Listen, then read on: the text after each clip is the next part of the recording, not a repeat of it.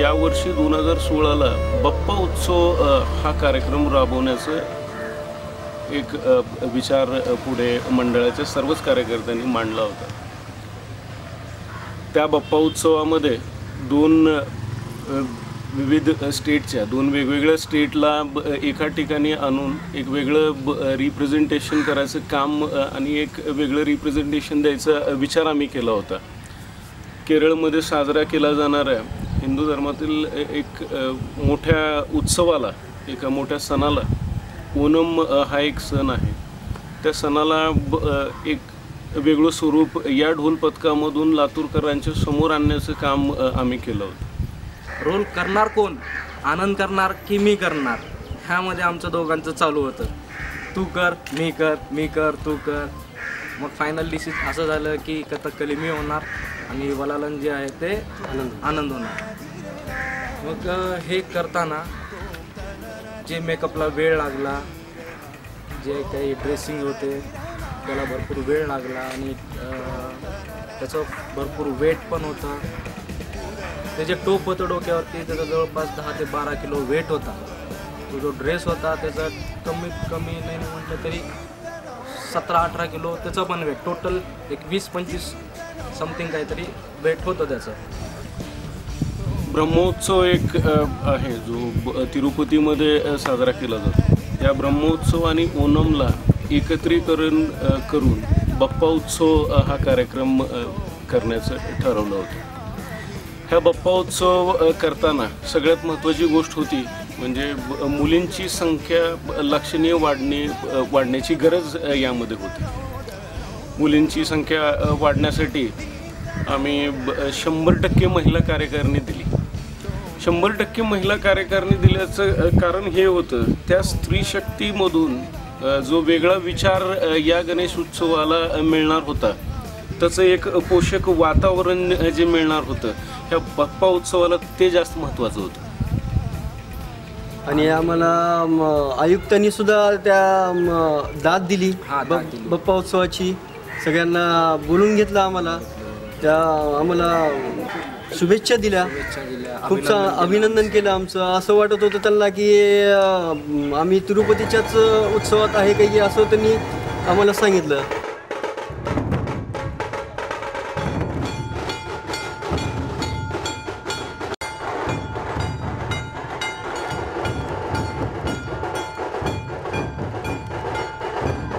प्रत्येक त्या गोष्टी मंडळाने केलेल्या आहेत।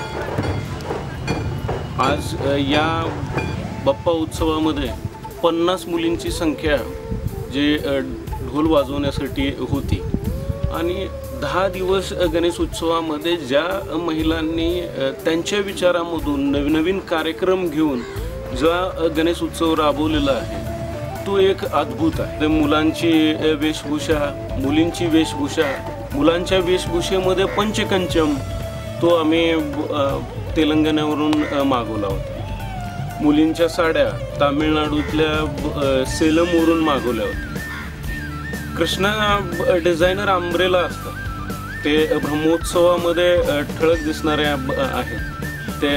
त्याशिवाय म्हणजे ते सर्वात महत्त्वाच्या होत्या ज्या आपण चेन्नईवरून मागवल्या होत्या। सर्वात महत्त्वाचा जो होतो ओणम ह्या सणामध्ये महत्त्व जे आहे ते कथकलीचं आहे। त्यामध्ये 2 प्रकारच्या वेगवेगळ्या कथकली असतात। त्यामध्ये एक वलालन असतो, एक कथकली असते जे महाबलीला तिथे रिप्रेझेंट केलं जातं।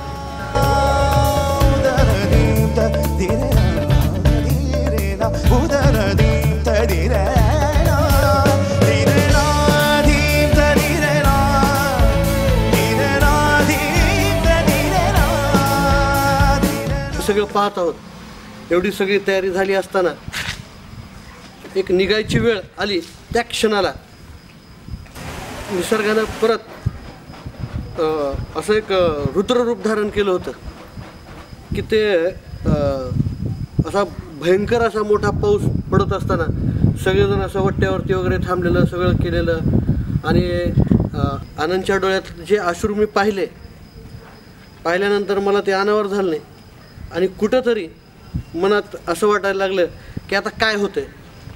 त्या क्षणाला मी एक मंडळाचा एक कार्यकर्ता म्हणून, सिनियर कार्यकर्ता म्हणून आज जो मी मंडळासमोर जो उभा आहे, मला वाटलं की कुठंतरी ह्यांना धीर देण्याचं कार्य आणि काम आपल्याला करायला पाहिजे. आणि मी वयवर्ष 38 हे विसरून वयवर्ष 18चं असल्यासारखं मी त्या वातावरणामध्ये जे नाचायला चालू केलं त्या पावसाच्या. आणि त्या नाचत असताना मंडळाच्या मुलांना, मुलींना, माझी एक 8 वर्षाची मुलगी आहे, तिलाही एवढं स्फूर्ती आली, एक ऊर्जा मिळाली. ती ऊर्जा मिळाल्यानंतर त्या मुलं एवढं म्हणले की आता काहीही झालं तरी आता हटायचं नाही. पाऊस पडू, ढगफुटी होऊ, काही होऊ, पण आता थांबणे अशक्य आहे. आणि तशा असलेल्या वातावरणामध्ये जी मिरवणूक निघाली त्याचा आनंद हा द्विगुणितच होता. आणि ही वेळ ही कधीही न विसरण्यासारखी आहे.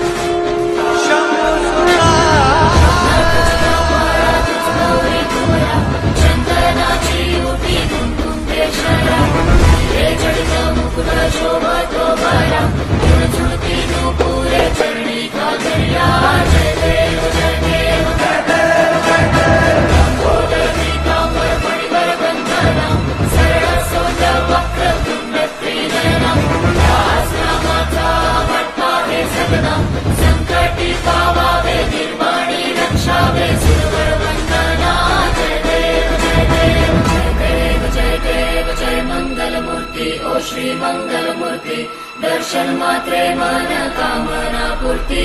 जय देव जय देव जय देव जय देव.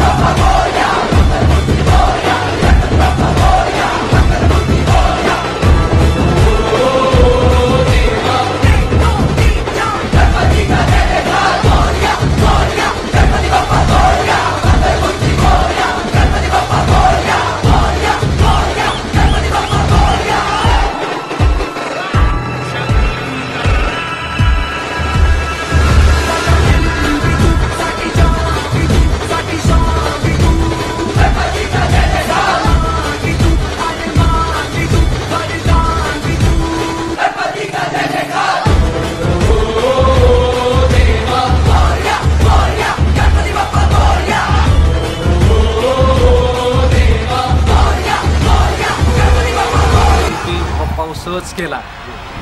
आमचं काम एकदम सफल झालं, त्याच्याबद्दल सर्वांचेच आभार, मनापासून आभार.